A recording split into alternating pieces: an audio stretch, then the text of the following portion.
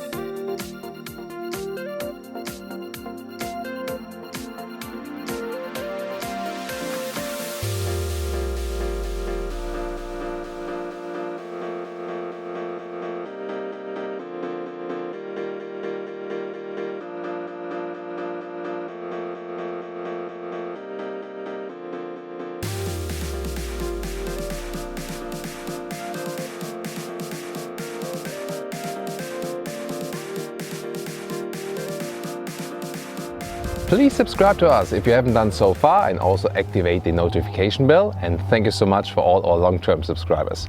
Here the Audi A3 in the new generation. You can see here the front grille is bigger, more impressive than before. We have a honeycomb structure right there. This is the so-called selection trim. There are different trims available. For example, again, also the Sportier S line, which then automatically comes with sport suspension. And here the daytime running light also reacts, so to say, on the trim line. So there are different LEDs here, and here they are horizontal, but in the S line, for example, they will show a vertical signature here. 4.34 m, 14'2" or 171 inches is the length of the all-new A3, so the dimensions haven't changed much. Wheelbase the same as the all-new Volkswagen Golf, whereas the siblings Seat Leon and Skoda Octavia are a little bit longer in the wheelbase. That's their new assortment then in this case. 16 to 19 inch wheels. These are 18 inch, so still some of a good compromise of look and comfort. 19 inch might be a little bit too stiff. Talking about stiffness, there are different suspensions available. A base suspension, then a sport suspension that comes standard with the S line, 50 millimeters lower, and then adaptive suspension, which we also have today, is an option, 10 millimeters lower. Now to the rear, where we can see that the tail lamps are now more horizontal, and then also with a modern signature inside. When you have the optional matrix LED, you not only get the front cascading turning indicators, but the same way also here in the rear. That looks, of course, a little bit fancier then. And some color variation for you. This is Atoll Blue, so supposed to remind you of a South Sea island, for example. Very beautiful, strong, bright blue color.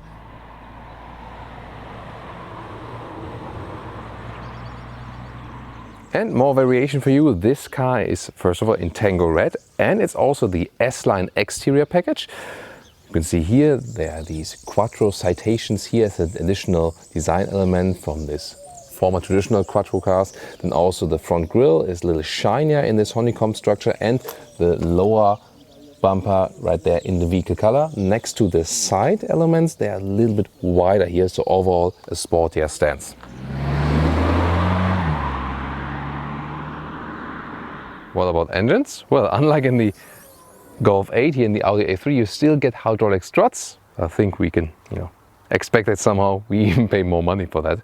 So today, a 1.5 liter TFSI turbo petrol engine, 150 horsepower, either with manual gearbox or optional with the DESG, or S-Tronic they call it Audi, the dual clutch transmission. Then it is also connected to the MHEV system, mild hybrid, 48 volt board net for sailing or coasting function, and also for better stop start function and so on. A little bit more recuperation for battlefield economy.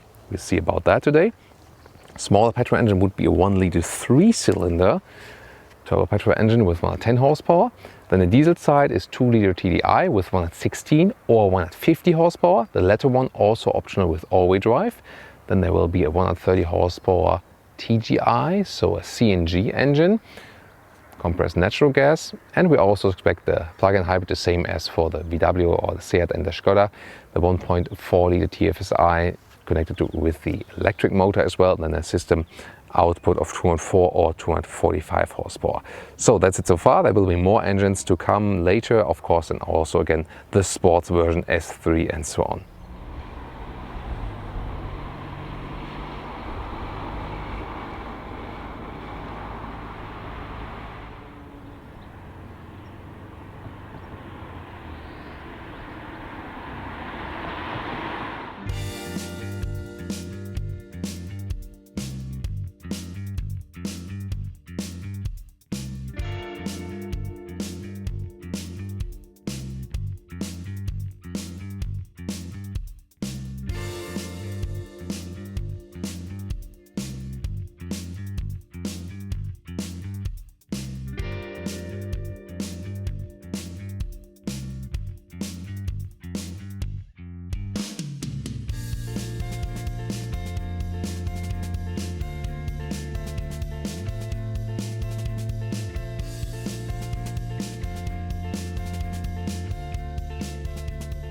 new steering wheel, right side for the volume, for example, and left side to control some of the digital instruments, zoom more to that. Then these air vents, they are completely new. They look a little bit attached on both positions, but from the driver's perspective, they are symmetrical. This is a very interesting aspect we can definitely discuss. So, well, we'll see about that. What's your take on that? Then the seats, they are all new. They are a little bit lower in the vehicle now to give you a more sporty impression while driving. And these are also special fabric seats because they are from recycled materials. 45 PET bottles go into that one. So very sustainable, animal friendly, animal free. And when I put the seat all the way down, what about the head clearance? I'm 1.86 or 6'1", subscribers will know.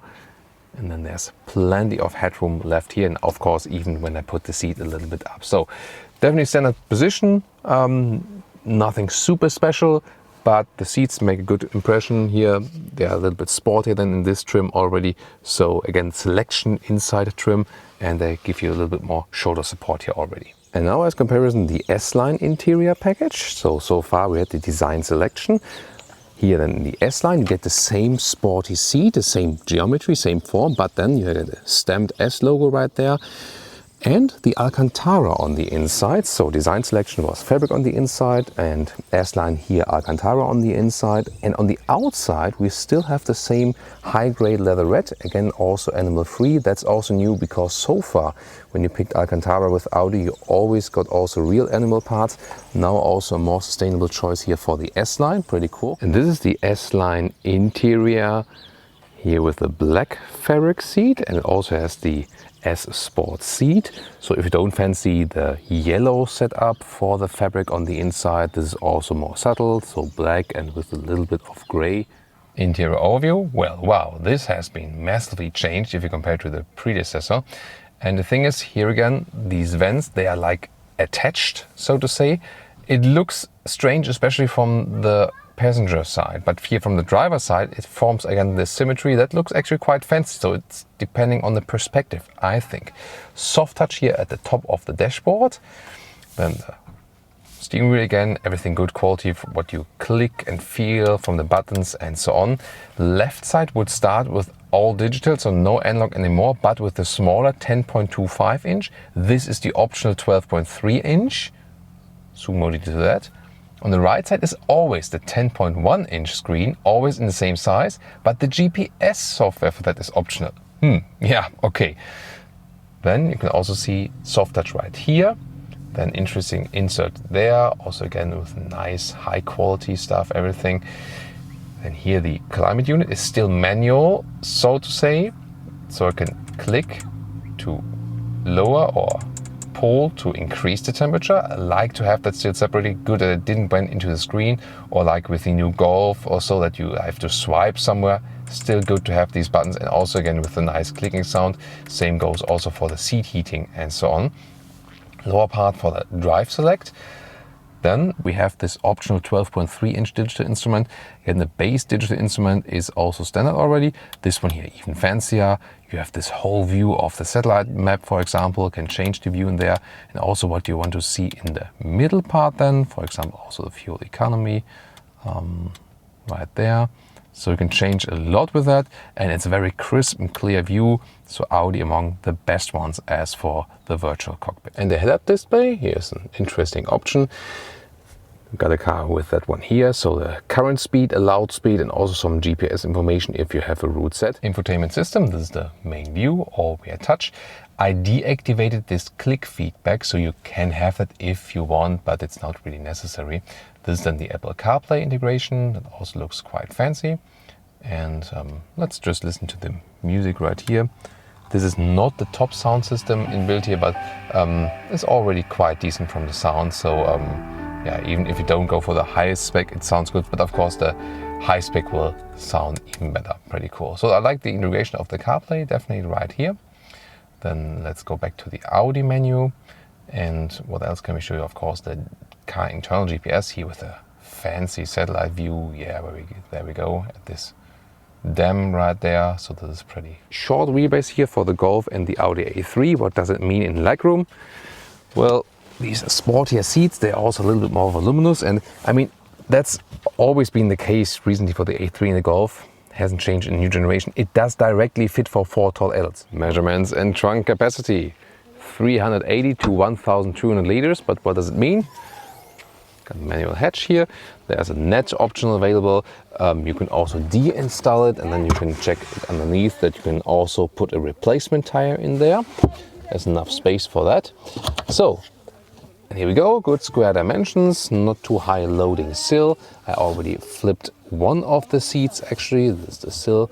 And what about the rest of the seats here? Interesting is that you can also put it here as a ski hatch, so just the middle part.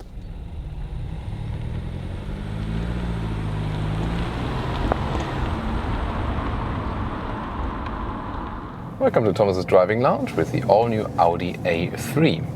And we're driving here the 1.5 liter TSI, 150 horsepower. This will also be among the most relevant engines, the one probably most people will go for. We have the adaptive suspension inbuilt in this vehicle, so we can also switch it around with the drive select, and it will have an effect on the dampening. At the moment we're in the auto mode. We also can go to the comfort mode to really see like what's the most comfortable setup. And indeed with the Volkswagen AG vehicles, so VW, Audi, Seat and so on, it does make a significant difference if you stick with the base suspension, which are also not bad, you know, they're already good. But when you then go for the adaptive suspension, you have really increased comfort, and at the same time, of course, you have this, you know, this span. You can go from comfort to sporty just with hitting the button right there. So this is not a very special sporty Audi or something, not a sporty edition of the A3, again 1.5 TSI, adaptive suspension, and even here in the comfort mode the car already feels quite sporty. When I'm here in the slalom, it's very good commands, you know, from the steering wheel. This is also the progressive steering, which is an option. This is also a recommendable option because it increases driving life somehow. On the one hand, on the sporty side, because it's very precise and direct. There's no dead zone in the degree angle. On the other hand, it's also good for parking in and out because you don't have to move the steering wheel all the way all the time. So I would really recommend to go for this very option. That's actually pretty cool. Here now, when we're behind the vehicle and 90 kilometers an hour, I can already set the adaptive cruise control right here with a separate column still below the steering wheel. So a lot of manufacturers tend to integrate it on the steering wheel now. Here it's still with a separate stalk column, then the distance is being kept. It works pretty flawlessly as well. The blind spot monitor is also a very good option. It's inbuilt in this side mirror. Probably we can take a look at that at the motorway very soon. I would also go for this one, or maybe pick like an extensive assistance systems package just for safety. And the blind spot monitor now also works when standing still. When, you know, cyclists, for example, approach, that's of course something that is very good improvement. So here, even in the comfort mode, good reaction from suspension. It's soft and sporty at the same time, and that's what's making it so good. Already we feel here at the speed we are at the moment that the noise insulation is really cool. Sierra Nevada, we can also see here in Spain, near Granada, as it says, snow on the mountains. So now getting on the motorway, and let's do an acceleration. For that we can go to sports mode or dynamic mode. Here's then the blind spot monitor warning me that other vehicles are coming from behind. And now we go 60 kilometers to 120. Let's go.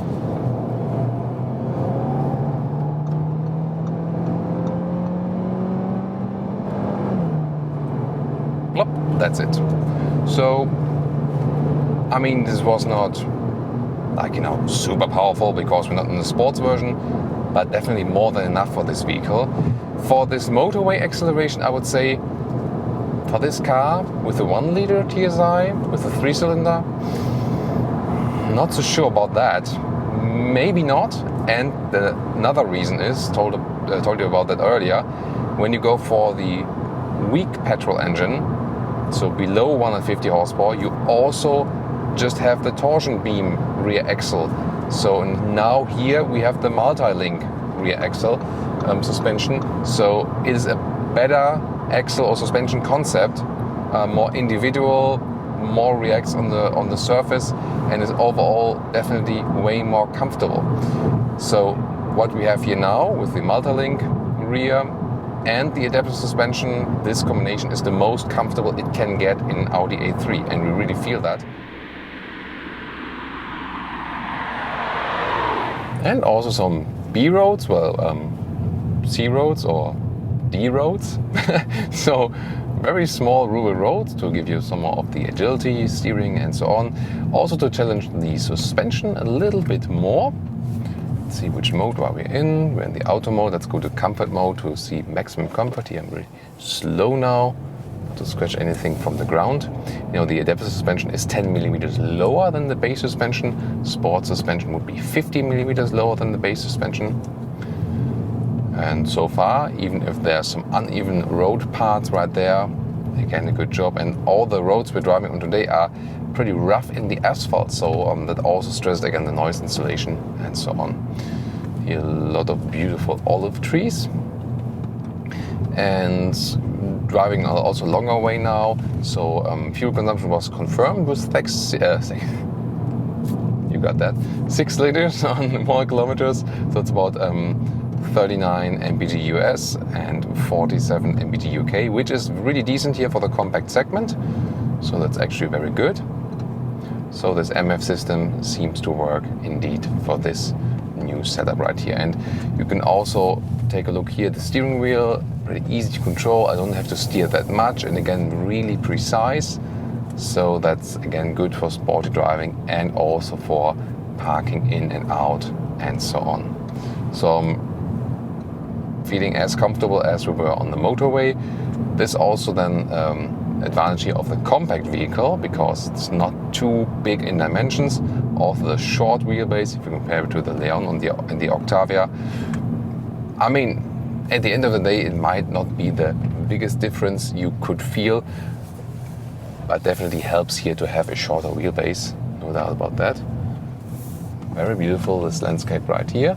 So I hope you enjoy the driving commentary also with the look to the front right there. And again, about the fuel economy, so we're driving with AC on all the time. That's sometimes, some potholes here. Sometimes, that can also have a really significant fuel economy effect. So if it's really, really hot outside and you have the AC fully on, it can even up to be a liter or 100 kilometers, depending on the vehicle, of course. So just to take that in mind, that even more stress that the engine is actually quite efficient. The turbo petrol engines, meanwhile, also have a particle filter. Of course, all the turbo petrol engines need to, at least in the EU, need to have that. Sometimes different than to the US versions, for example. This then here, the hatch, there will also again be an A3 sedan, of course, so they won't change that in the lineup.